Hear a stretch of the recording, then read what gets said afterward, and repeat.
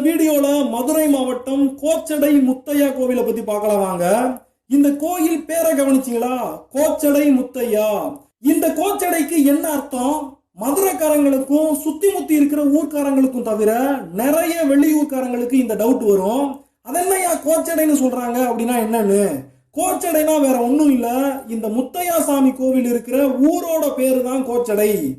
ஓ, ஊருக்கு பேரு தான் கோச்சடையா? அதென்ன இந்த ஊருக்கு இப்படி ஒரு பேரு? இந்த பேருக்கு என்ன அர்த்தம்னு நம்ம பின்னால பார்ப்போம். இப்ப இந்த சாமியுடைய பேருக்கு வருவோம். முத்தையா, முத்தையா சாமி பேரே ரொம்ப நல்ல பேரா இருக்குதுல்ல. முத்து போல ஐயா ரொம்ப அமைதியான சாமியா இருப்பாப்லையோன்னு நினைச்சா அமைதியா? யாரு இவரா?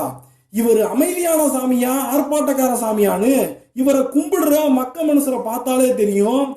ஆட்டம்னா ஆட்டம், அப்படி ஒரு ஆட்டம் போடுற கூட்டம். இவங்க பண்ணுற அட்டகாசங்களை அடக்கிறதுக்கு ஆண்டவனால மட்டும்தான் முடியும். அப்படி